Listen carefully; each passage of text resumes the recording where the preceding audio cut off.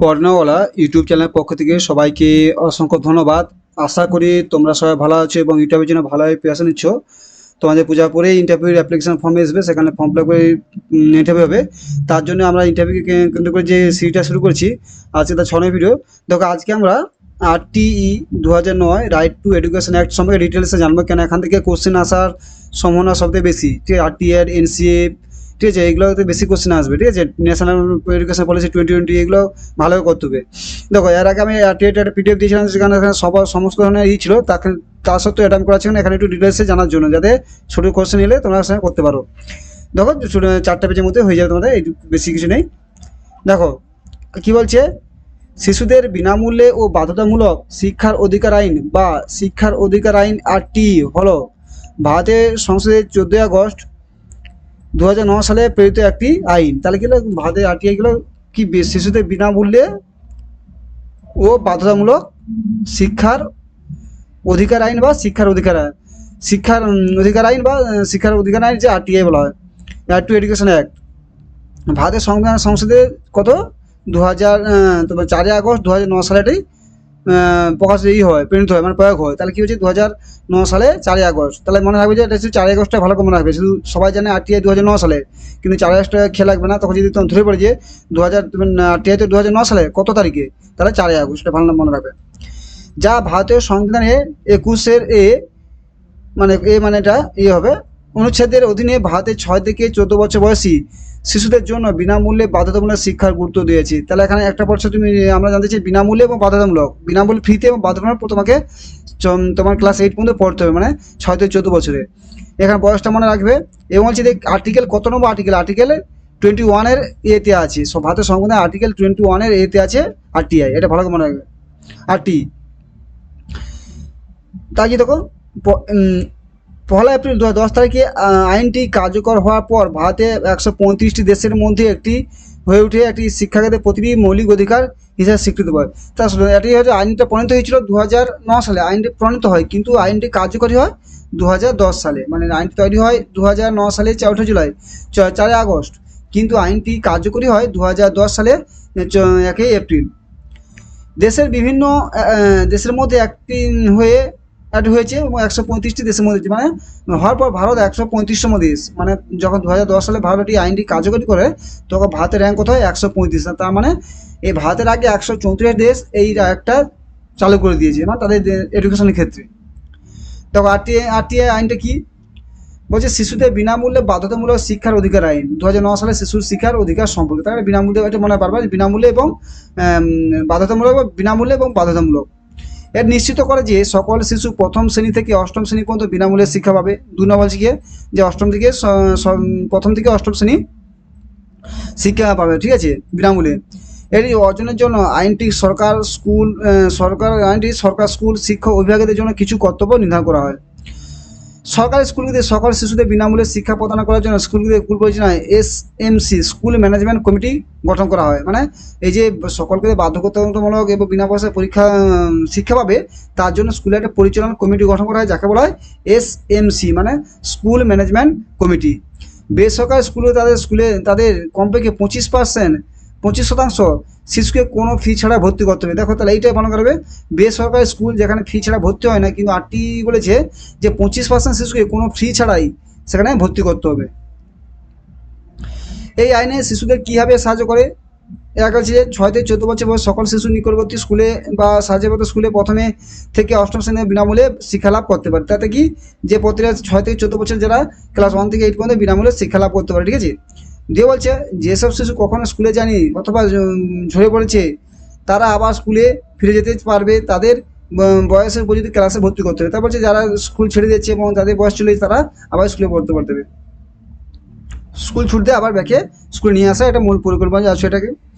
3 নম্বর, যেসব শিশুরা কোনোভাবে দারিদ্র বা সুবিধা বঞ্চিত, তারা বেসরকারি স্কুলে অষ্টম শ্রেণী পর্যন্ত বিনামূল্যে শিক্ষা লাভ করতে পারবে। যারা খুব দরিদ্র এবং সুবিধা বঞ্চিত, তারা অষ্টম শ্রেণীতে বিনা পয়সায় শিক্ষা লাভ করতে পারবে। 4 নম্বর, শিশুদের কাছে ট্রান্সফার সার্টিফিকেট এবং বয়সের প্রমাণপত্রের মতো নথি না থাকলেও অবশ্যই স্কুলে ভর্তি নিতে হবে। মানে অনেক স্কুল থাকে না, তাদের বয়সের সার্টিফিকেট না থাকলে ভর্তি নিতে চায় না। তাহলে কি অনেকে ট্রান্সফার সার্টিফিকেট না ভর্তি নিতে চায় না, কিন্তু RTI বলেছে এসব না থাকলেও তাকে ভর্তি নিতে হবে। 5 নম্বর কোয়েশ্চেন, স্কুলে ভর্তির জন্য শিশুদের পরীক্ষা দিতে বাধ্যকতা নয়। স্কুলে ভর্তির জন্য বিভিন্ন স্কুলে ভর্তির জন্য পরীক্ষা হয়, কিন্তু এখানে বলছে স্কুলে পরীক্ষা বাধ্য করা যাবে না আরটিএ তে। কিন্তু অনেকে ম্যাক্সের পরীক্ষা দেখো স্কুলে, ভালো স্কুলে দাও, সেখানে ভর্তি হওয়ার জন্য অ্যাডমিশন হয়, তারা এখানে আরটিএ এর বিরুদ্ধে যাচ্ছে। অষ্টম শ্রেণী শেষ না করা পর্যন্ত শিশুদের স্কুল ছাড়তে বলা যাবে না। মানে হয়তো তুমি যে মানে এখানে আরটিআই মানে বলছে পুনরায় ক্লাস করতে বাধ্য করা যাবে না। মানে কি বলছে যে একটা স্টুডেন্ট পাচ্ছে না, তাকে যে তুমি যদি পাচ্ছ না, স্কুল ছেড়ে চলে তোমার পড়াশোনা হবে না, এটা বলাই যাবে না, ঠিক আছে? পুনরায় ক্লাস করতে তাকে বাধ্য না করা, তার ক্লাস করতে ইচ্ছা থাকে নাকি না করাও কোনো ব্যাপার না। 7 বছরে শিশুকে মারধর করা, হয়রানি করা একবার বেআইন, মানে আরটিআই বলে শিশু মারা যাবে না, হয়রানি করা এগুলো সেগুলো সব বেআইনি। আরটিআই 2009-এ তার বিরুদ্ধে যাচ্ছে। কিভাবে একটি শিশু একটি বেসরকারি স্কুলে বিনামূল্যে শিক্ষা পেতে পারে? অসুবিধাগ্রস্ত গোষ্ঠী এবং দুর্বল অংশের শিশুরা একটি বেসরকারি স্কুলে বিনামূল্যে শিক্ষা পেতে পারে। এই শর্তাবলী নিচে ব্যাখ্যা করা হয়েছে। যেমন প্রতিটি বেসরকারি স্কুলে প্রথম শ্রেণীতে 25% আসন অনগ্রসর গোষ্ঠী এবং দুর্বল শ্রেণীর শিশুদের জন্য সংরক্ষণ, প্রচুর ইম্পর্টেন্ট। আরটিআই প্রথম বলেছি যে বেসরকারি স্কুলগুলোতে 25% আসন অনগ্রসর গোষ্ঠী বা দুর্বল শ্রেণীর শিশুদের জন্য রাখতে হবে, ঠিক আছে? স্কুলকে ওই শিশুদের অষ্টম থেকে বিনামূল্যে ওই শিশুকে অষ্টম শ্রেণী পর্যন্ত বিনামূল্যে পড়াতে হবে স্কুলে। তাহলে যে প্রতিটি শিশু বিনামূল্যে ইউনিফর্ম এবং আরটিআই এর অধীনে বই পাবে। বলছে শিক্ষার অধিকার আইনে আরটিআই বাস্তবায়নের জন্য কেন্দ্রের তৈরি রোডম্যাপ রাজ্যগুলি গ্রহণ করলে দেশে প্রথম থেকে অষ্টম শ্রেণী পর্যন্ত প্রতিটি শিশুকে বিনামূল্যে পাঠ্যপুস্তক পোশাক প্রদান করা হবে, বা এখন হয় যেটা। কেন বাধ্যতামূলক হয়েছে, মানে কম্পালসারি বলা হয়েছে না, মানে বাধ্যতামূলক এখানে লিখেছে পরিচালনা যে আমরা যে বলেছে বিনামূল্যে এবং বাধ্যতামূলক, ঠিক আছে? বলছে বাধ্যতামূলক কেন, বাধ্যতামূলক? বাধ্যতামূলক শব্দের অর্থ হলো সরকারের জন্য সকল শিশুকে বিনামূল্যে শিক্ষাদানের প্রদান বাধ্যতামূলক। এই অর্থে এর অর্থ এই নয় যে অভিভাবকদের তাদের সন্তানদের স্কুলে পাঠানো বাধ্যতামূলক। বলছে সেখানে সরকারের বলছে বিনামূল্যে শিক্ষা প্রদান বাধ্যতামূলক। বলছে এখানে কম্পালসারি এই নয় যে অভিভাবক তাদের সন্তান স্কুলে পাঠাতে পারে না পারে তার ব্যাপার, ঠিক আছে? কিন্তু একটা শিক্ষা বাধ্যতামূলক, কেন্দ্র সরকার কি হচ্ছে, এটা আমার ক্লাস 8 পর্যন্ত একটা শিক্ষা বাধ্যতামূলক শিক্ষা। শিক্ষকদের জন্য যোগ্যতা এলিজিবিলিটি অফ ফর টিচার, মানে শিক্ষকদের যে পড়াবে তাদের একটা যোগ্যতা দরকার, সেটা বলছে এলিজিবিলিটি অফ টিচার, মানে টেট হয় যেটা, সেটাই এখানে ঠিক আছে? বলছে নিম্নলিখিত ব্যক্তিরা টেটের অংশগ্রহণ করার জন্য গ্রহণ করতে পারে। এক লোক কারা টেটে অংশগ্রহণ করতে পারবে, মানে এর মানে টেট করা মানে কি শিক্ষক হওয়ার যে উপযুক্ত একটা পরীক্ষা। একজন ব্যক্তি যিনি 23 আগস্ট 2010 তারিখে এনসিইআরটি বিজ্ঞপ্তি উল্লেখিত শিক্ষা এবং পেশাদার যোগ্যতা অর্জন করেছে, মানে 2010 সালে যারা এনসিইআরটি শিক্ষা অর্জন করেছে তাদের সবাইকে টেট বুঝতে পারবে। দিয়ে বলছে একজন ব্যক্তি যিনি 23 আগস্ট 2010 তারিখে এনসিইআরটি বিজ্ঞপ্তি উল্লেখিত কোনো শিক্ষা কোর্স এনসিটি বা আরসিআই যথাসম্ভব তার স্বীকৃত অনুসরণ করা হয়েছে, মানে যদি যদি তোমার 2010 সালের 23 আগস্টের তারিখে বিজ্ঞপ্তি উল্লেখিত কোনো কোর্স, মানে সে যে এনসিটি আরসি থেকে কোনো কোর্স থাকে বিএড ডিএলএড করে, তাহলে তারা সেও টিচার হতে পারবে। তিনি বলছে আরটিআই আইন দ্বারা 23-এর উপধারা 2 নম্বর অধীনে শিথিলতা মঞ্জুর করা হয়েছে এমন কোনো রাজ্য বা কেন্দ্রশাসিত অঞ্চল টেট পরীক্ষা অংশগ্রহণের যোগ্যতা সত্ত্বেও শিথিলগত করা যেতে পারে। শিথিলটি কেন্দ্রীয় সরকারকৃত বা উপধারার অধীনে জারি করা বিজ্ঞপ্তি উল্লেখ করা হবে। বলছে যে টেটে যে কীভাবে হবে, তার সেখানে যে অংশগ্রহণ করে তার শর্তাবলী অনেকটা শিথিল করতে তার রাজ্য পারে, কেন যে আমরা জানি যে এডুকেশন যৌথ, ঠিক ফান্ডিং, সেখানে রাজ্য কিছুটা সাহায্য করে, কেন্দ্র টাকা দেয়, ঠিক আছে? এইভাবে মানে টেটটা যে হবে তার কি কতটা কঠিন হবে তার রাজ্য সরকার স্থির করতে পারে। বিদ্যালয় পরিচালনা কমিটি, বলছিলাম স্কুল ম্যানেজমেন্ট কমিটি, তোমার এসএমসি যেটা বলছিলাম আমি, এসএমসি একটু আগে বলছিলাম।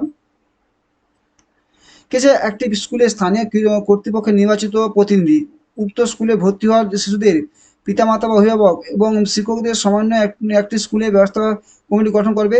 তা তবে শর্ত থাকবে যে এই কমিটি কমপক্ষে 3 থেকে 4 সদস্য পিতামাতা হয়ে থাকবে, ঠিক আছে? বলছে এখানে একটা তোমার একটা কমিটি গঠন করা হবে, যে সেখানে পিতামাতা যে অংশ হবে 3 থেকে 4 অংশ, ঠিক আছে, হবেন। তা হচ্ছে স্কুল পরিচালনা কমিটি নিয়মিত কাজ শুনে, যে একটা পরিচালনা কমিটি গঠন করে তারা কি কাজ, তার বিদ্যালয়ের কার্যক্রমে পরিচালনা করা, স্কুল উন্নয়ন পরিকল্পনা প্রস্তুত এবং সুপারিশ করা, দিতে পারছে যথাযথ সরকার বা স্থানীয় কর্তৃপক্ষ বা অন্যান্য কোনো উৎস থেকে প্রাপ্ত অনুদানের ব্যবহার পর্যবেক্ষণ, মানে বিভিন্ন থেকে যে মানে স্কুল ম্যানেজমেন্ট কি করে, স্কুলের বিভিন্ন কার্যকলাপ, বিভিন্ন থেকে যে অর্গানাইজেশন হচ্ছে, বিভিন্ন অফিসের কাজ, যেখানে টাকা সব কিছু তারা উন্নয়ন সবই তারা লক্ষ্য করে, ঠিক আছে? School management committee. এবার দেখো ছাত্র শিক্ষক অনুপাত, স্টুডেন্ট টিচার রেশিও কি বলছে। শিশুদের বিনামূল্যে মানে বলছে আরটিএ বলছে যে রেশিও কি হবে তোমার আরটিএ বলছে আরটি ঠিক আছে কি বলছে এখানে দেখো এটা দেখাচ্ছি তোমাকে মানে বলছে যে ছাত্র শিক্ষকের অনুপাত কত হবে মানে শিশুদের বিনামূল্যে বাধ্যতামূলক শিক্ষক অধিকার আটটি আইন 2009 সালে তপশিল প্রাথমিক উচ্চ প্রাথমিক উভয় বিদ্যালয়ের জন্য ছাত্রছাত্রী অনুপাত পিটিআর ঠিক আছে পিপুল টিচার রেশিও নির্ধারণ করা হয়েছে বলছে প্রাথমিক স্তরে প্রাইমারিতে রেশিও হবে 30 জন স্টুডেন্ট প্রতি একজন স্যার প্রচুর ইম্পর্টেন্ট মনে হবে আর উচ্চ প্রাথমিক হবে 35 জন স্টুডেন্ট প্রতি একজন স্যার রাষ্ট্রীয় মাধ্যমিক শিক্ষা অভিযান RMS এর কাঠামো বলা হয়েছে যে মাধ্যমিক স্তরে পিআরটির 30.1 হওয়া উচিত মানে 30 জন স্টুডেন্ট ভিতরে একজন শিক্ষক থাকা উচিত কিন্তু যেটা আমার বাস্তব হচ্ছে না থ্যাংক ইউ তাহলে আজকে এইটুকুই ছিল চ্যানেলটি ভালো লাগে অবশ্যই সাবস্ক্রাইব লাইক করে বন্ধু শেয়ার করে আমি এখানে ডিটেলসে দিয়েছি এখানে তোমরা তো শর্টকাটে পড়ে নেবে এখানে যেগুলো মেন মেন আমি সেগুলো বলে দিয়েছি কিন্তু এতটা মনে রাখা জাস্ট তোমার কনসেপ্টে রাখবে মুখস্থ করার কোনো দোকানে যেগুলো পয়েন্ট ইম্পর্টেন্ট পয়েন্টগুলো মনে রাখবে ইন্টারভিউতে এইভাবে ধরবে ঠিক আছে থ্যাংক ইউ